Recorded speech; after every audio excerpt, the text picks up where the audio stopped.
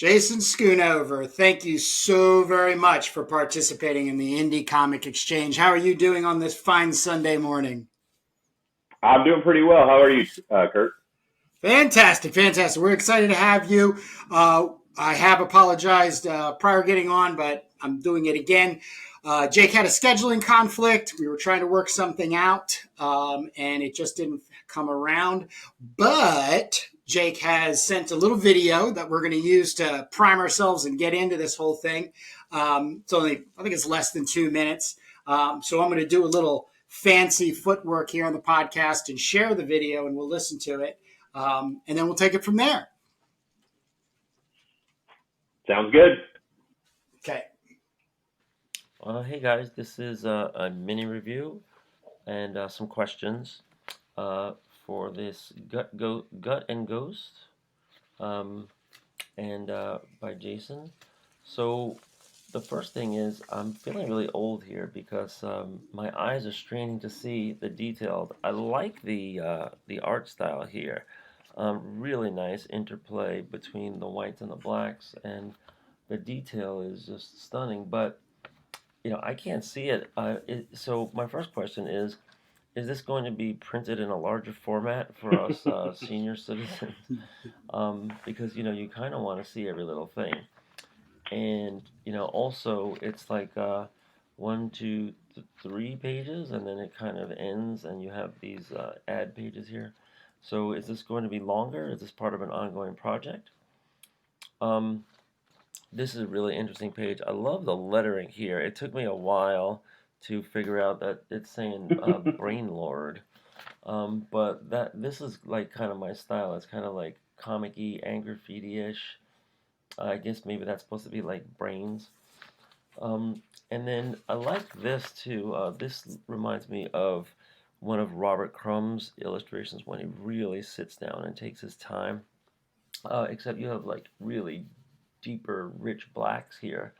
So you can see that there's a really good artist work in here. But yeah. Is there more to come? And of course, the question is, who are your influences? How do we get here?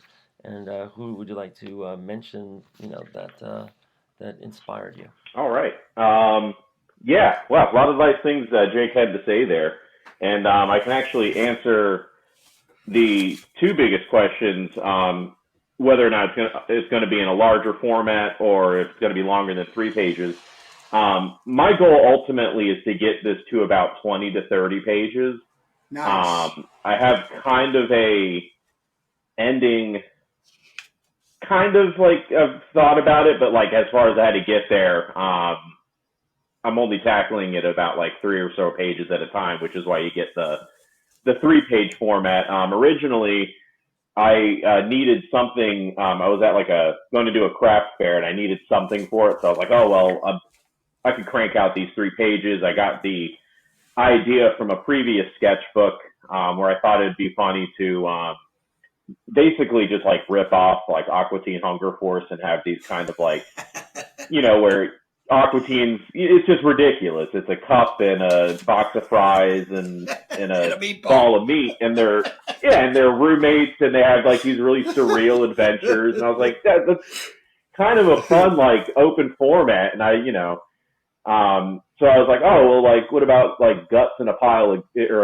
guts and a ghost, and I drew it up and just kind of left it and never thought about it until like March of this year, and I was just kind of going through old sketchbooks for ideas or whatever, and I came upon that, and I was like, oh man, like I could crank out. I think those 3 pages just kind of came to me, so I was like, all right, let me just crank that out. And basically, the reason why it's so small is it's just really cheap to print up those like fold out zines.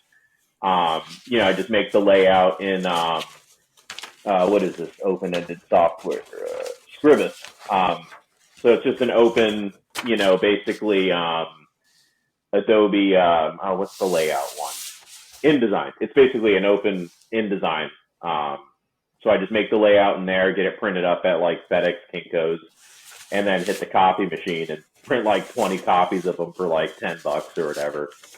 And then I sit and fold them out. And originally I was selling them for $1, but there's not much content there that people want to pay $1 for. So now I'm just giving them to, whoever I can get them in front of, or, if I got stickers and stuff. So it's slowly like I'm trying to figure out like how I can make this at least like pay for itself. But ultimately I would like to get it. Go Yeah. ahead, finish. Oh, ultimately I would like it to be longer and bigger on like a standard comic book size like format. And I actually have 2 pages here that I just recently completed that kind of go right after the Brain Lord scene. This one here. Yeah. That is so cool. I recently finished it, but basically Brain Lord's going to tell us how the light bulb went out, and he sets this scene of a 3-legged man walking down the sidewalk with trees to his right and a crosswalk in front of him. It's great. And then I'm working on, I just finished that one, and, pardon me, I don't mean to block the camera here. Get this back in the sleeve, if it'll cooperate. And of course it won't now that I'm performing. Oh, God. Okay, there it is, back in the sleeve. And then this one I'm currently working on, which is page 5 here, kind of finishing up the, he gets to the edge of the sidewalk. Oh, yeah.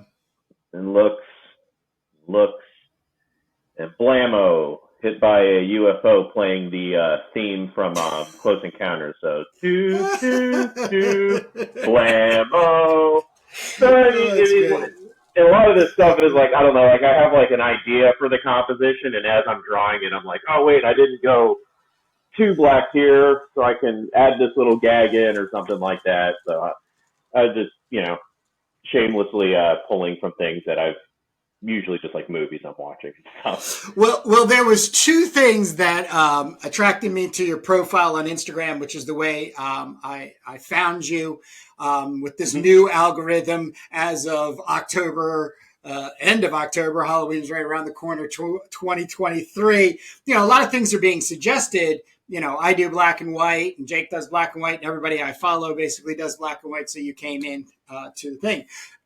So your inking style is just, it's incredible. And I'm going to want you to share more about that in just one moment. But the other reason I was attracted to your profile is your last name, Schoonover. I'm up in Wilmington, Delaware, which is the home of the Howard Pyle School of Illustration. And one of his students was named Frank Schoonover. So do you have relations? Do you have relations to him? As far as I know, I do not, but I would not be surprised. That's kind of one of the things I'm trying to poke at some of my, elderly family members. Relatives, yeah. Yeah, because he was like a really prolific, like sci-fi illustrator, and he did like a lot of Western stuff. He's the first illustrator for Edgar Rice Burroughs' Princess of Mars. Yes. I'll throw some of those illustrations up. My base for art is what I grew up with, which is the Howard Pyle. N.C. Wyeth is, the big baller here when it comes to the illustration world. But Schoonover is really, oh man, he casts a shadow. Once you dig into his work, it's really, really amazing. So yeah, I wanted to see what's going on. And if you do find out, let us know, because that'd be really absolutely. cool. I mean, I would not be surprised, because a lot of the Schoonover side of my family like came down from like upstate New York, and like a lot of them are currently residing in like right outside of DC and stuff like that. So I would, and big honestly, families. I would be surprised if there wasn't. I would be incredibly surprised if there wasn't sort of relation, but as far as I know, no. The uncle or the cousin thing. So let's go into your inking. So what's influencing you in attacking the page with these black lines? Well, I mean, like I will be the first to admit, like anytime I put pen down to paper, I just like, all right, how can I rip off Robert Crumb or Mobius? There's something about the way that, especially the way that like Mobius draws, like I don't know, it's like so I don't know that he does a lot of underdrawing. Like I haven't gotten much into his process, but when you look at a lot, like what I like about him is like a lot of his like what looks like really quick like kind of pen drawings, but they're Yeah. deceptively like hyper detailed. But it's mostly just like a lot of like searching lines, and he's really, I don't want to say he's like conservative with them, but he knows where to throw those like kind of flares out to find like form and void. You know what I'm saying? Yes. And if it's the wrong line, it's not so wrong that it won't work. It's just wrong enough to give his drawing style. So whenever I kind of approach anything with ink, I try to keep that in mind mostly. I do have a tendency to like overhatch, which I've gotten better at over the years, but it's still always a danger, I think. Why do you say that? Just in curiosity, overhatching. Probably just having like teachers, in art school tell me that like, if you would have left some of these spaces like more white, Why? Okay.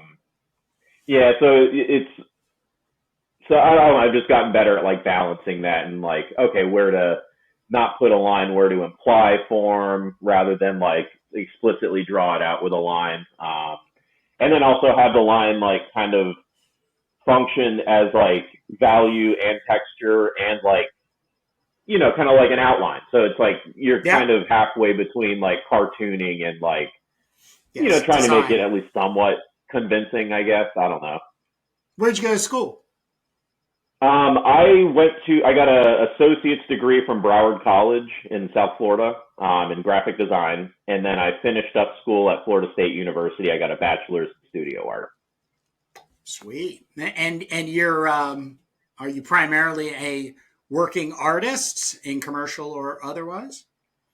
No, I ended up, I was a retail slave throughout college. Worked at Barnes and Noble. And Yeah. after getting my degree, I was like, I can't do retail anymore. It was just so grating. So I was able to take my studio art degree and like get a job as a house painter, even though I had like no experience as that. But I was like, listen, man, Paint. I can learn things if you put me under somebody that's willing to teach me. Yeah. Like I'm not gonna fuck your job up. I'm sorry, I'm not allowed. I don't know if I'm gonna. No, you're fine. I'm not going to screw your job up, but I did pretty well at that. Like they put me with a few guys that had been doing it for like 20, 30 years. And, I got really good at like cutting and rolling all your basic stuff.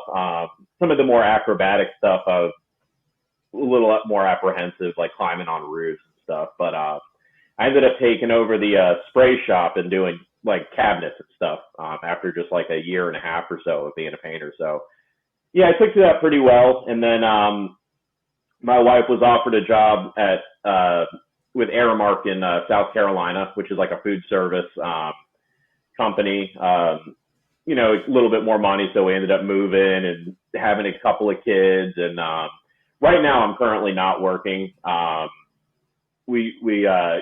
kind of like screwed up childcare and everything. Yeah. So with our Yeah.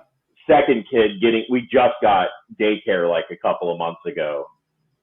So with the second one, it was just easier for me to just be like, all right, I'm gonna be the daycare until we can figure this out. So I just kind of quit my job, and there were like other factors that went into it that I just don't really want to go into it. No, not at all. But it is affording you time, right? I mean, you're kind of cutting out throughout the week. It's it's Dad's time to go draw his weird pictures. Exactly. Yeah, and that's been kind of an adjustment because I think. Yeah, I mean, I'm sure there's probably still this notion that like Dad's goofing off during the day, which is like there's a little bit of that for sure. But I mean, I would have been goofing off at work like this anyway. I mean, I was bringing my sketchbook to my previous job, and whenever they didn't have anything for me to do, this is exactly what I was doing. Right. But it also just got to a point where it also became like more like because I was doing that, like it also became like more of like an obsession or a compulsion. Like honestly, it's like drug addict stuff, to be honest with you. If I wasn't doing this several hours a day, I mean, I wouldn't be doing anything valuable with my time, really. I mean, I can't endure going to work and having to manage childcare and all this other stuff. I just happen to see a little trap door where I'm lucky enough to, all right, let me seriously think about drawing comics for a little bit and see what comes of that. So what brings you into the indie black and white drawing by hand comic scene? Anybody in particular, any time? Yeah, so like I found was it Ed Pisker and Jim Rugg like a few years ago on Instagram. Right when COVID started. Yeah. Oh man, and like I love their like do everything in house kind of aesthetic.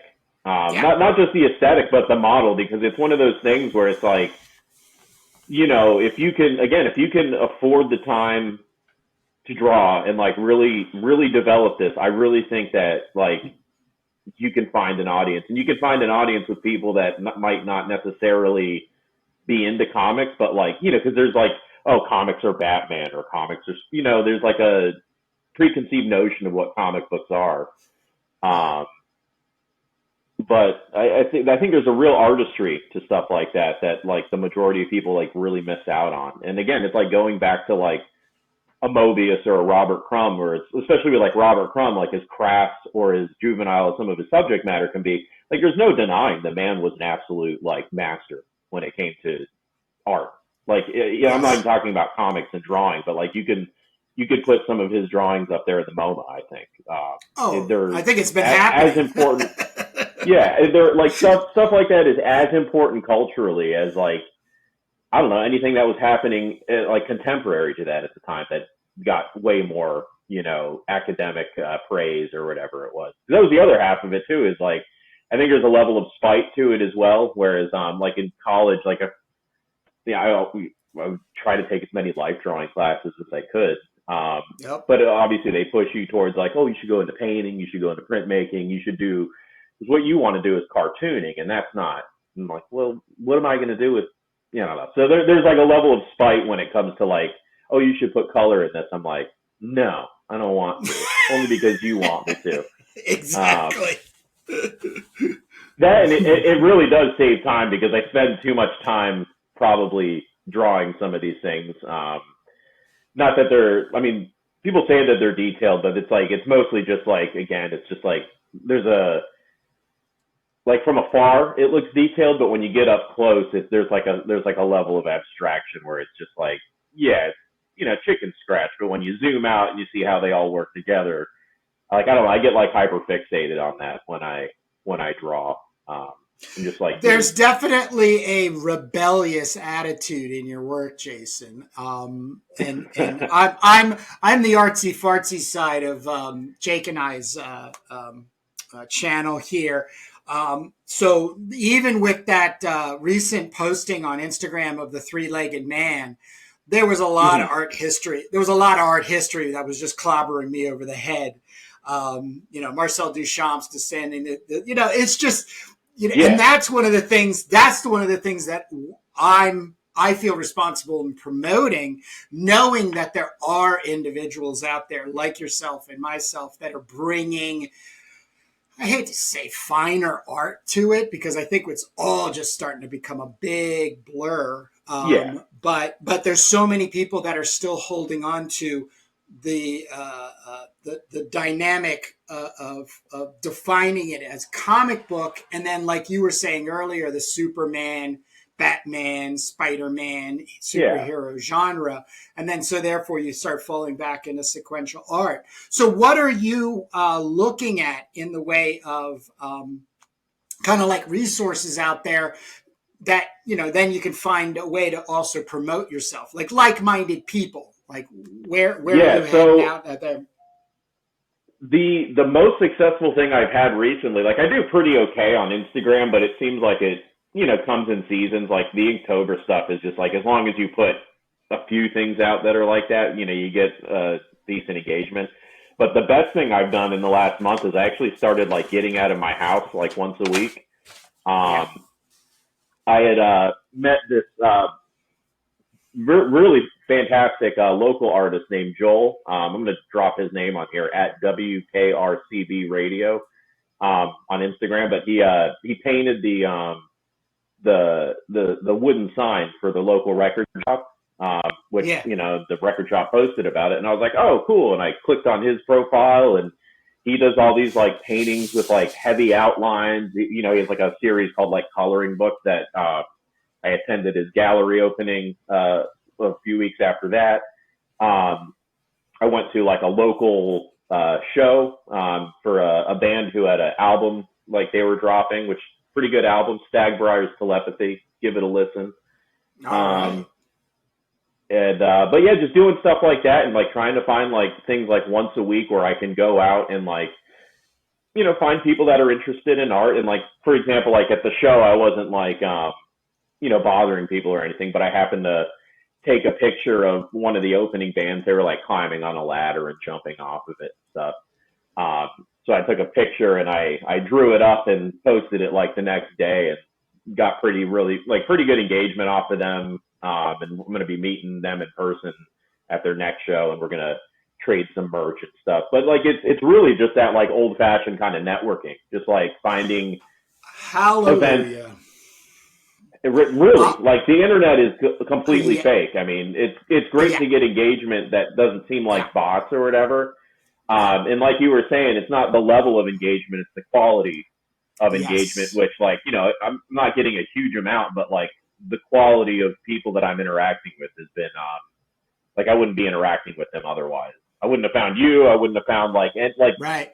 really, it's just this circle of people who are into independent comics that are like all reposting each other's things. And I don't know, it's just really nice. It's good to see what other people are doing and like pick their brains. And then the other half of it is, you have to get out of your house occasionally and talk to people. Yeah, I just recently hit a local last Saturday, as a matter of fact, life drawing class down at our Delaware Contemporary Art Center. I wish I had one.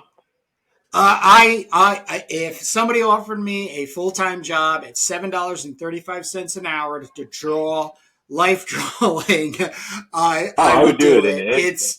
It's gonna be every week. Yeah, it's going to be my retirement program too. But anyways, it was so refreshing because there was about 20 people there. 2 people I knew. One of them invited me there, so it wasn't like I was a newbie per se. But I had been away for quite a few years, especially because of COVID. And of course, you do that first drawing. You leave the drawing up, and you take a walk around, and everybody checks your stuff out. And whammo, you're just having that talk. And of course, you get invited to 2 more life drawing sessions somewhere. So you're absolutely right. Jake has been doing a lot of local shows around New York. We had Matt King on our last episode. I'm going to get some information this week to start talking about it, because I think Jake and I are going to go to the show in Connecticut in March, which is just indie comic creators, which will probably sound like SPX. But, I think one of the things is like, and you're saying the same thing, and I don't want to put any words in your mouth, but correct me if I'm wrong. But you're looking at the way of promoting yourself locally. You're doing the internet, Instagram. You got a really nice website too, by the way. Thank you. I got to update. But at the same point, it's kind of out of date. I like that though. I like when they still function. I like when the old school websites still function.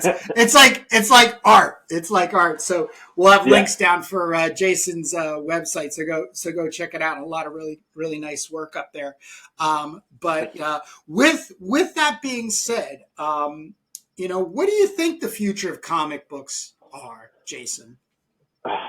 Man, I don't know. It's like there are so many people out there that know like way more about comics than me. I'm only like, I don't know. It's my thing is I don't see culturally. I think it is absolutely starting to recede, which I think for probably guys like us is a good thing, because people are going to forget about, maybe not forget, but like it's going to be less like when you think about comic books, you're going to be like, oh, you mean the new whatever 20 Marvel things that are coming out this year on Disney Plus. It's not even about the comic books anymore. Yeah. And I really think the way that everything has kind of moved to, let's turn it into a television show. Let's turn it into like Yeah. people don't like it. It's just it's too much. And what it is not only is it like a passive form of consumption, it's also like it's like somebody stabbing you in the face with a screwdriver or something. It's just incessant. Thank you.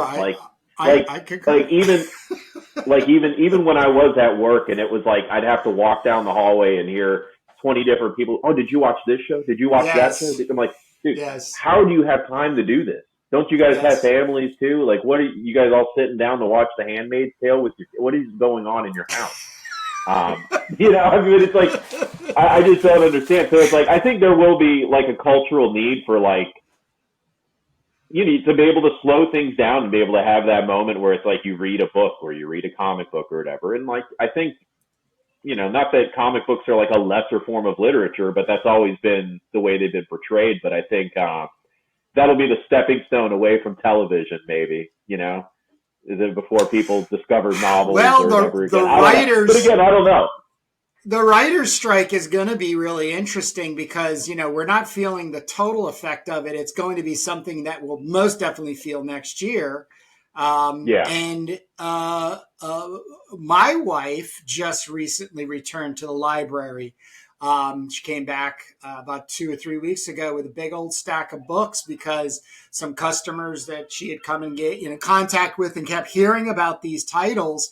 And she actually confessed that, we do the sit down and watch a little TV at night together. She's like, I think I'm just going to want to read my book. And I'm like, well, I got a comic book to read. So we're going to be that old couple sitting in two comfy chairs reading a novel and a graphic novel. So, but I agree with you. I agree with you. I think the biggest problem I faced in coming back to the arts, comics being centric in 2015, excuse me, when I was telling everybody that was when comic book, the superhero movies were really driving up.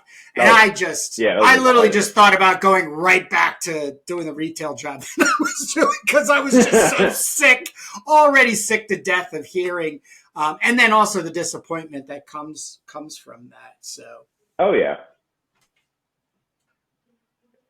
Yeah, it's just content overload at this point, and it comes from every which direction. And I think, long and short of it, I think at some point people are just going to get tired of the simulation and be like, I need something that I can hold in my hands, really.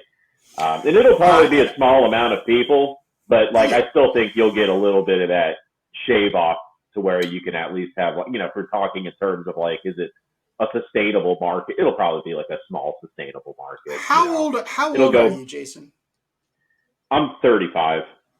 Oh wow, you come off as ancient. I had you around. I had you around 43. The way you were. No way. But hearing your age actually kind of answers my question, and the question has no real confirmed answer. But sure. Your generation, because Jake and I are 55 and 57, so we do have a bit of a gap just by age, though. But just like cartoons kayfabe, which is 10 years behind us, and they're out of the Image Wizard game. Yeah, they're just a little bit older than me. Yeah. Right. So, but your generation is the one that has to start making these heavy decisions about how much time am I going to spend on my phone, really, or how much time am I going to spend on television? And I just really get curious about two things. You already brought it up, the physicality of holding objects. But the second one is, especially with AI, moving out of digital partially, it doesn't have to be completely, and bringing it into physical making, drawings and coloring, paintings, and the physical act of making and stuff. So even Jake and I have started a conversation about, and a prediction that in a couple of years we'll probably end up running like online workshops or even local workshops just to help people in a younger capacity that might not have ever engaged physical materials to have that opportunity.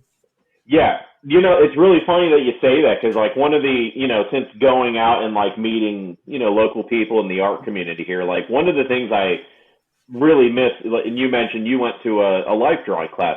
There's no life drawing in Columbia, South Carolina at all. Like, the college Wow, doesn't offer it.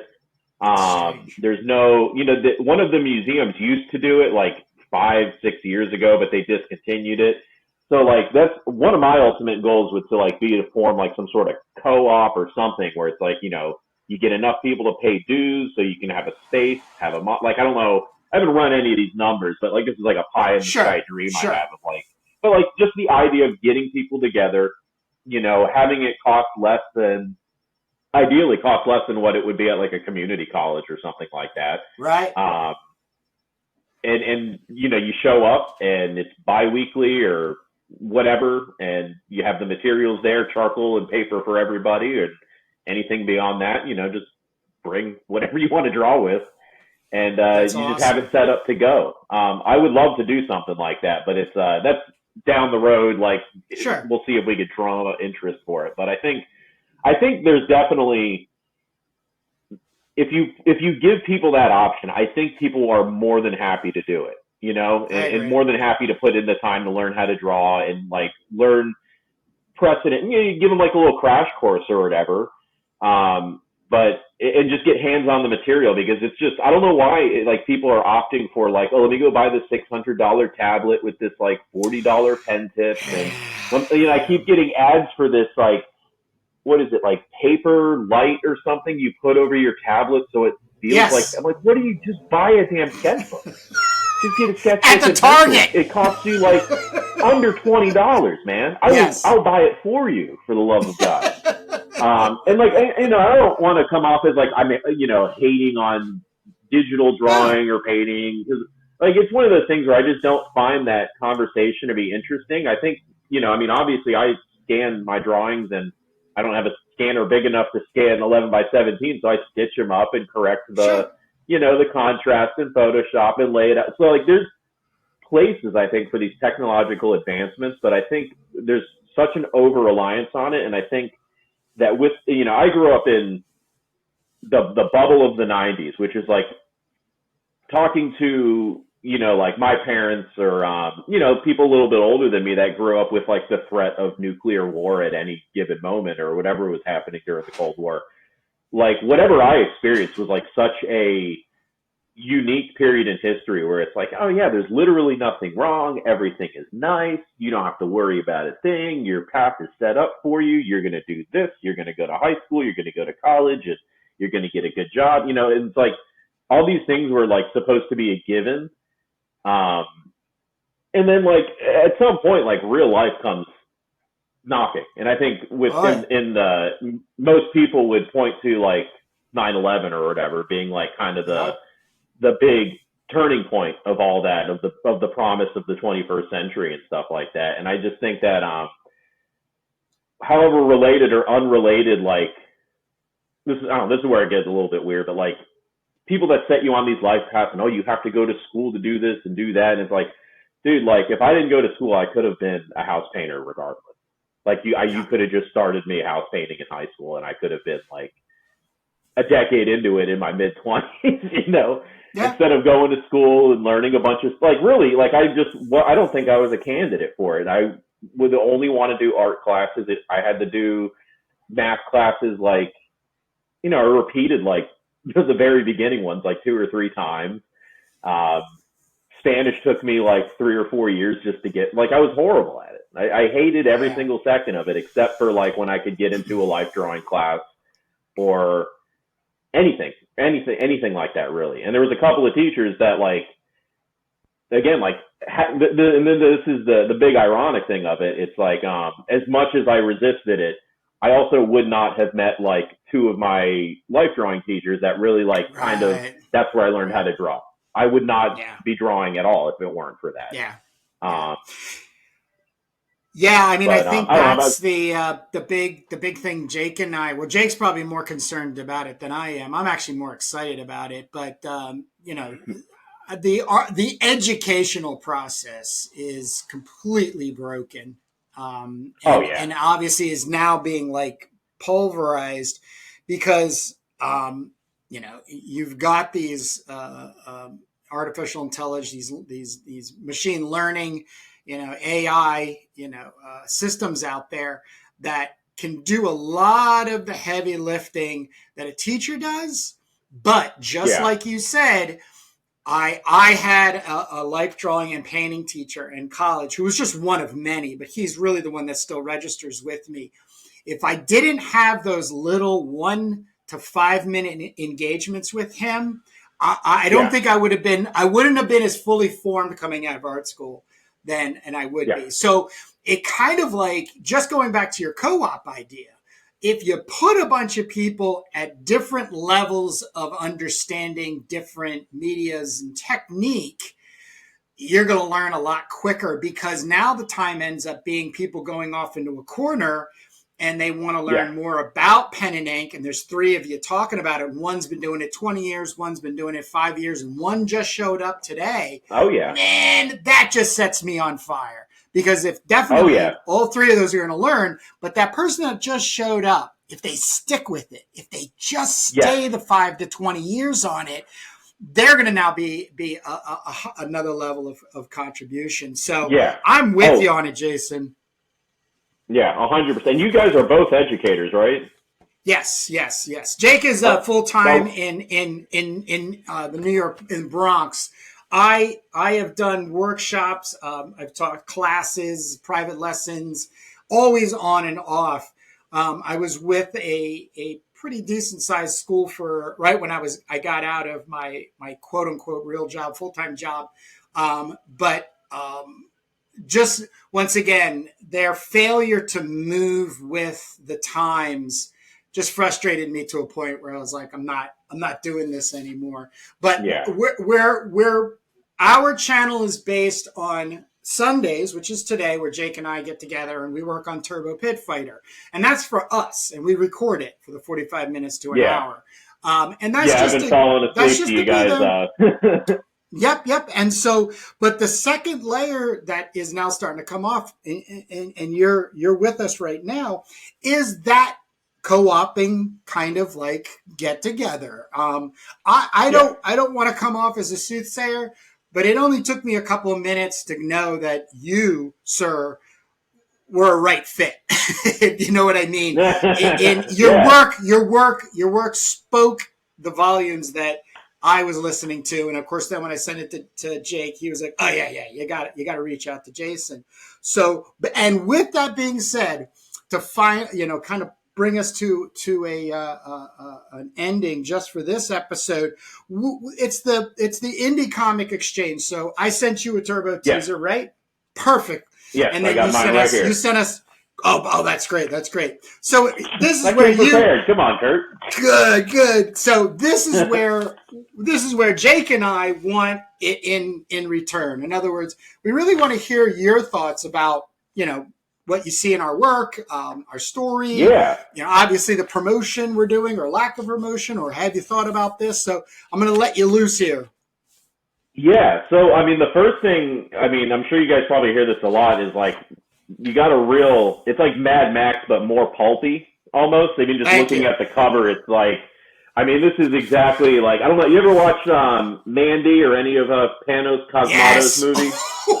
So his whole aesthetic is like, I want to take the VHS covers that I used to see in the video store, that when you rented them and watched them, it's very clear that the budget went towards just making that cover and not the movie. And he wants to make that movie. And that's what I get out of your comic here. But you have the cover of like something you would walk by as like an 8-year-old and be like, what is this? And you stare at it for 5 minutes and you look at the back, and mom would never ever let you come home with it. So that's one of the things that I love about this. There's a heavy nostalgia feel to it. And even opening it up, like the first page, I love the way you have everything laid out on here with these like smaller moments of like the barbed wire, the moving of the chess pieces, and then immediately this bigger panel of the kicking down the door. I love the angle of it, especially because you're going with this whole like female superpowered, female empowered kind of hero, and you're subverting these things. Like just the angle that you guys have on these dudes kicking the door in, where it's like all crotch level and it's right in your face, and it's incredibly, the legs almost acting like a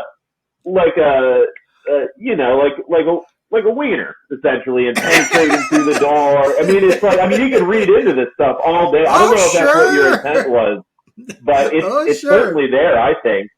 And then back to the smaller moments, and then you end with this bigger moment of the head being blown off, and then you get the left and right of the faces. I love that. And then I don't know why the arena here, I'm getting a lot of like Alita Battle Angel kind of stuff from it. So I'm getting a lot of manga. I'm seeing a lot of manga in this too, but like, I don't know. I just loved it. It was exciting. It's one of those things where like, people talk about when they read Batman, how they can like kind of hear Kevin Conroy's voice in their head. It's like when I read this, you can really see the full motion, like the key panels you guys have like picked and the compositions you guys have picked are like all incredibly dynamic. You could feel these hits. I love it. I love it. The sense of balance on the characters and their weight, and then I can't wait to see if she's gonna get with this lovely gal at the end here. But yeah, this is great. I can't wait till you guys get some more out of it, because I will definitely be reading this. This is wonderful. Thank you. I've taken pictures and showed them to a couple of my friends. I'm like, yo, man, this is like one of the coolest things I've ever read. Thank you. Yeah, it was just, I will tell this story over and over again. Hopefully I'll make it shorter and shorter. But moment Jake called me, it's almost 2 years now.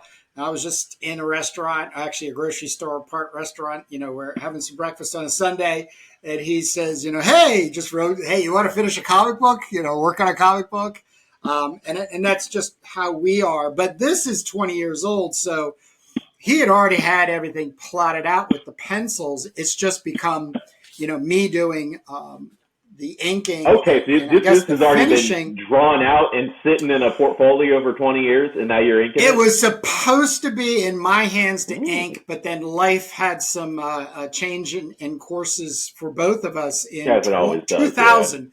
2000. So, with really good friends and business partners, as like Jake and I are, I always knew something was going to come back around. And so once it did, it was a no brainer. But now we have this platform, especially with YouTube, and then this being that next part to it, dimensionally, it's just super excited to, like I said, share with guys like you, some gals out there as well, if it comes around. But yeah, we're going to do another. Our next teaser, 6 pages. We also have some, sort of putting this, all together next year, but yeah, let's say collaborative pieces to it. And that's really where I want to bring us in focus, is that, I've been saying this to everybody. I have you on a spreadsheet. You've been moved up to position 7. But we don't want to do these ones and done type of episodes. So we're going to get you to come back on, Jason, next year. Obviously to give us an update, but, help us reconnect and keep the fire going, if you will. Yeah, no. But with that being said, I'm going to let you, put out whatever you would like to in closing on this today. I guess for anybody watching, you can check out my work on Instagram at schoon.art, SCHOON.art. My website is also www.schoon.art, SCHOON.art. And you can also email me. I do portrait commissions. If you got any funny stories or whatever, it's better than like, the spam emails or Michael's rewards or whatever that I usually get, or bills from my brother to host the website. But email me, Jason at schoon.art. And yeah, I'll just keep on posting stuff to Instagram. I try to draw just about every day. And if you like to draw, I'd love to see what you guys are working on. You know, I'm always interested in connecting with other artists. Fantastic. Jason, thank you very much. Keep on drawing, Kurt, keep and on doing thank what you, you're Jake. doing. I appreciate the questions and y'all reaching out to me. This has been quite an honor. Great. And with that being said, have a great one. We'll see you next year. See you next year, Kurt.